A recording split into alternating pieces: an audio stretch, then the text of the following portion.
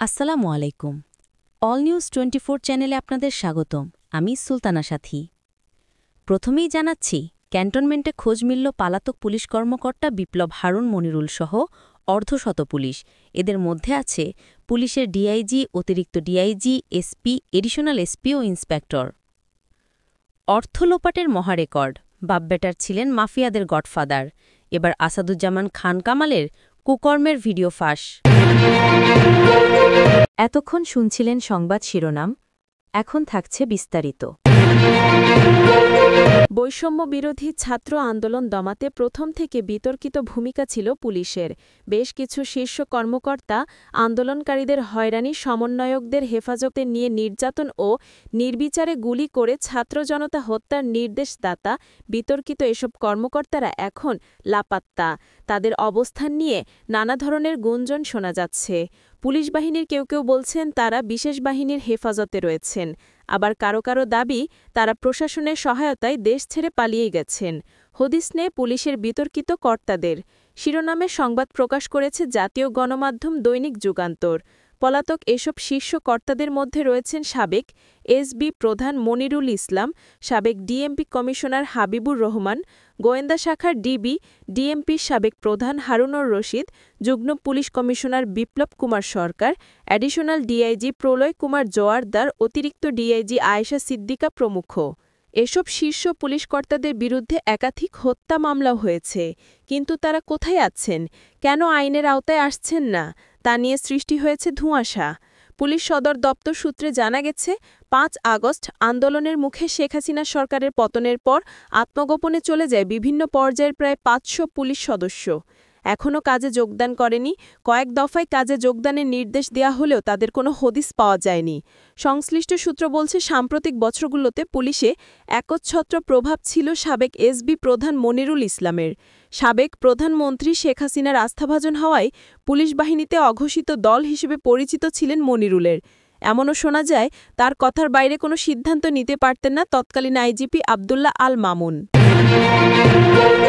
বৈষম্য বিরোধী আন্দোলন দমাতে পুলিশের কট্টরপন্থী আওয়ামী লীগ কর্মকর্তাদের দিক নির্দেশনা দিতেন মনিরুল।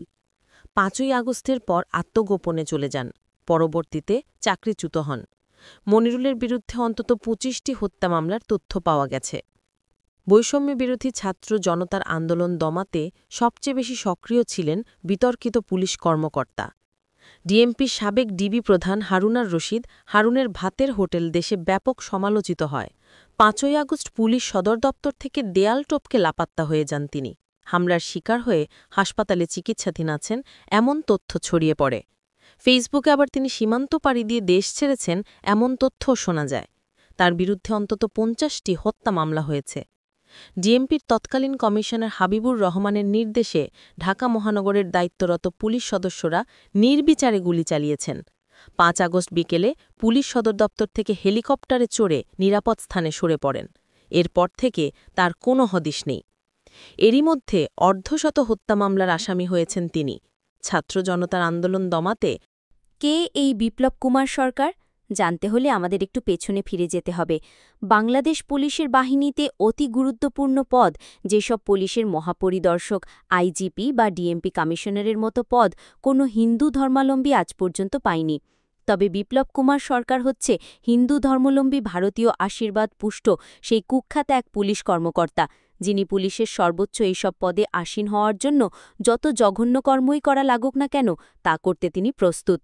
ছাত্রলীগের একজন কর্মী থেকে ভারতীয় গোয়েন্দা সংস্থার ছত্রছায়ায় এই বিপ্লব হয়ে উঠেছিলেন বাংলাদেশের পুলিশের সবচেয়ে প্রভাবশালী কর্মকর্তা। এমনকি খোদ আইজিপি তাকে ভয় পেয়ে কথা বলতেন, কারণ বিপ্লবের ছিল ভারতীয় গোয়েন্দা সংস্থার রয়ের প্রোটেকশন। বিপ্লব রয়ের আস্থাভাজন, কারণ বিপ্লব প্রচণ্ড ইসলাম বিদ্বেষী একজন মানুষ।